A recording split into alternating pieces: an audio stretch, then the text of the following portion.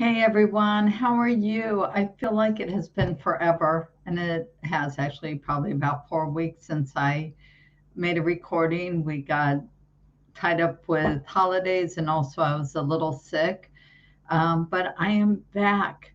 And I think this is a really important topic to talk about today. And I'm going to talk about entitled versus entitlement. Um, because I realized I was chatting with somebody the other day, and the responses to why their life is so turned upside down right now is because they feel entitled. Now, they didn't say this, I read that into what they were saying. Because instead of taking any personal responsibility for their actions, it's easier to blame other people. So they said, well, this person did this. And so that's why I had to leave the house. But really, the situation was that they could have stayed in the house also. But because they don't get along with the other person, they felt like the first person was making a choice. Either it's him or me.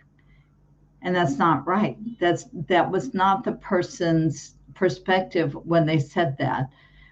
It's a parent with kids, and so you got to take both kids in, and whether they get along or not, that's for them to work out. But to think that you're being thrown out of the house because you don't, you're making the parent choose between them and you, that's not right, right? That's entitlement. You feel like I am entitled to be here in this house. I'm the good kid, blah, blah, blah. And life doesn't work that way. And life isn't fair. Life is here to challenge us to grow to be the best versions of ourselves we can be. But that's painful. And I know for me, um, until I've really, probably the last 6 or 7 years, really going through this growth process myself, I realized like in my marriage, um, I was the one who was always at fault. And I realized that it was a weakness with my ex husband that he just could not admit fault. And I got tired of always being the one at fault because a relationship takes two people in order to make it work. And so, where is our accountability? And so, that's what I want you to look at today and really start to look at your life in what ways that maybe you're not stepping up to the plate to being the best version, or maybe taking ownerships of the mistakes that you have made in life. Because we all make mistakes. We're all here to grow to be the best versions of ourselves. And taking ownership is really, really hard and really scary because it leaves you open to being vulnerable, but you also feel empowered because you know that you're doing the right thing. You're being responsible. If somebody calls you out on something in a respectful way, you can reflect on it and say, "Yeah, I can see your perspective on that. And yes, I could have handled that better. And I'm really sorry. I'll work on that." But you become aware of who you are, where you need to grow. And in Judaism, they say that one of the greatest um, gifts that God gave us is that when we see a trait in somebody else that we don't like, that means we have that same personality trait within ourselves. And so it's a mirror of what we need to work on and how we need to grow to be the best versions of ourselves. So my question to you is, do you want to walk around feeling entitled, which excludes people in your life?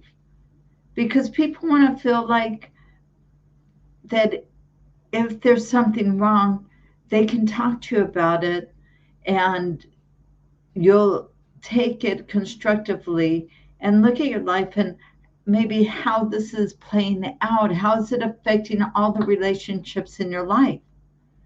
And if you're finding that a lot of relationships are not the way you want them, probably the common denominator is you. I know that's a hard pill to swallow, but it's true.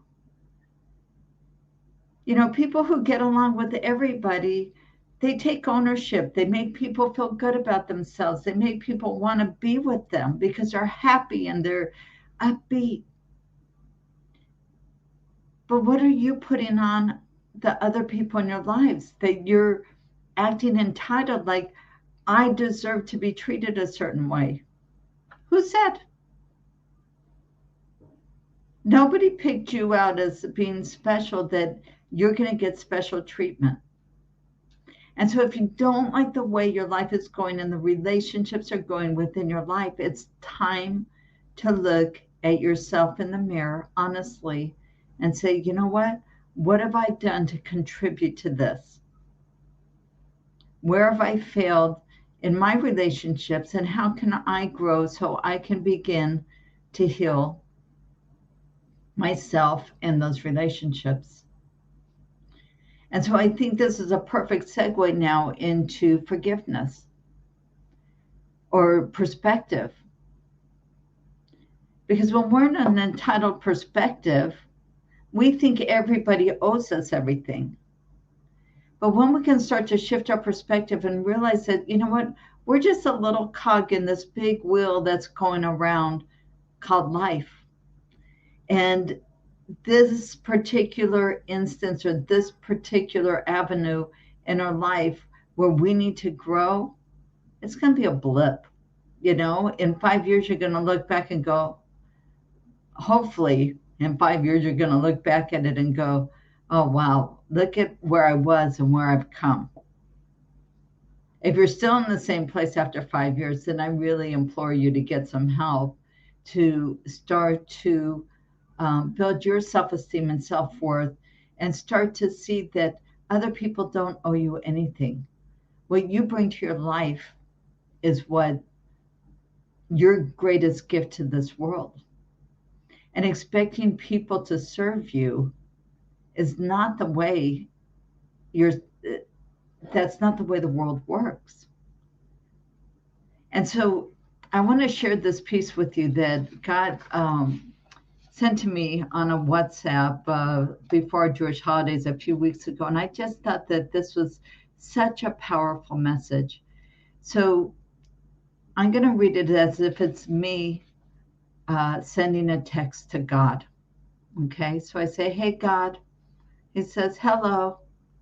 And I say, I'm falling apart. Can you put me back together? And God says, I'd rather not. And I ask, why? And God said, because you aren't a puzzle. And me, but what about all the pieces of my life that are falling down to the ground? And God said, let them stay there for a while. Let them fall. They fell off for a reason. Take some time and decide if you need any of those pieces back. And I said, you don't understand. I'm breaking down. And God says, no, you don't understand. You're breaking through. What you're feeling now are growing pains. You're shedding the things and the people in your life that are holding you back. You aren't falling apart. You're falling into place. Relax, take some deep breaths, and allow those things you don't need anymore to fall off of you. Quit holding on to the pieces that don't fit you anymore. Let them fall off. Let them go.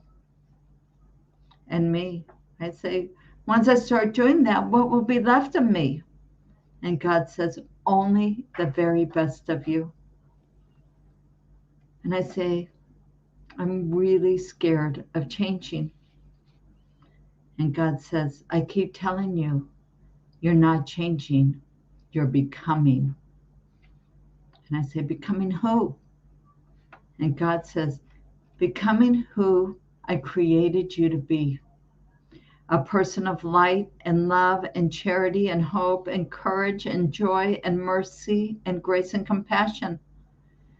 I made you for more than the shallow pieces that you have decided to adorn yourself with, that you cling to, and with such greed and fear. Let those things fall off of you. I love you. Don't change. Become. Become. Become who I made you to be. And I'm going to keep telling you this until you remember it. And me, I say, oh, there goes another piece. And God says, yep, let it go. And I say to God, so I'm not broken? And God says, of course not. You're not, but you are breaking like the dawn, a new day become. And so when we start to change our perspective of personal growth and understand that, we're shedding what doesn't work for us anymore, and it's giving us the opportunity to grow and be the best version of ourselves and really begin to reflect and see who we are and what we want. Now we can look at life very differently, and we can look at growth differently. And I know for me that once I started embracing these changes and allowing myself to grow and take ownership of where I hurt people, what I can do better in my relationships, how I can listen to people more, it's made a huge difference in my life, because now I don't have to stress anymore about who I am, what I say, how maybe I'm affecting other people in my life. I've raised my vibration, my emotional intelligence to such a high place that I'm vibrating on a high level all the time. And when you do that, your perspective in life is so much different. And we start to create, and miracles start to come to our life. But we can only attract where we're holding, because we know that like attracts alike. So if the things that you're attracting in your life are negative and you're not enjoying it, then maybe it's time to look at your emotions and what you're feeling. Because if you're living in those low level emotions, which we've talked about before, and I'll go over it quickly and then I'll go more in depth in my little 1-minute videos. But if you can look here, let's see, it's kind of hard to see it on this chart. This is by Dr. David Hawkins. And we see here is courage, and this is at 200. And below that, let's see. Oh, there we go. So if you look where it says courage, then the 9 emotions below it, starting at the bottom, and it shows you what level they vibrate at. Shame vibrates at 20, guilt 30, apathy 50, grief 75, fear 75, desire 125, anger 150, and pride 175, and courage is 200. And courage is already moving into the higher level of emotions. And then as we go up the list, you can see that these higher levels of vibration, we have neutrality, willingness, acceptance, reason, love, joy, peace, and enlightenment. And when you can get into this love and, any of these higher emotions, you can feel that vibration in your body. And when like attracts alike, if you're putting out high vibrational emotions, then you can now begin to attract high vibrational things into your life. And that's when you see miracles, and life becomes a lot of fun. And so you need to start counting your blessings and really looking at, especially when you're in those lower emotional states. And I understand sometimes you say, well, I don't see anything good that I can be grateful for. But that's not true. You're just so blinded by your own self absorption that you can't see the forest beyond the trees. And so I implore you to start making a list, of things that you are grateful for, because as you catch yourself in these negative emotional states, if you can pull out your list and start to read it, now all of a sudden you begin to change your perspective. And you start by catching yourself maybe one time a day, and then 5 times a day, 10 times a day. I mean, for me, it took like 2 or 3 years to get into these higher vibrational states all the time. But the really cool thing about it is if something happens that upsets you, you can bounce back from it right away, because you can trust that everything comes from God and everything is for the good. And so if you just say, God, I don't understand why I have to go through this right now, but I trust you and I know it's for my good, all of a sudden you can let it go. Or maybe look at the lessons of why you had to experience that. And your perspective on life begins to change. So I hope you find this helpful. I hope you'll join my Facebook group at facebook.com/groups/the stride of life. I will be posting in there the link so you can actually come online with me and ask your personal growth stories, questions, and I can help you to grow and get unstuck where you are right now. So I hope this has been meaningful for you. Please leave comments below, and I will see you in the Facebook group. All right, have a great night, and look forward to those little mini clips on emotional intelligence. Have an awesome day. Talk to you soon.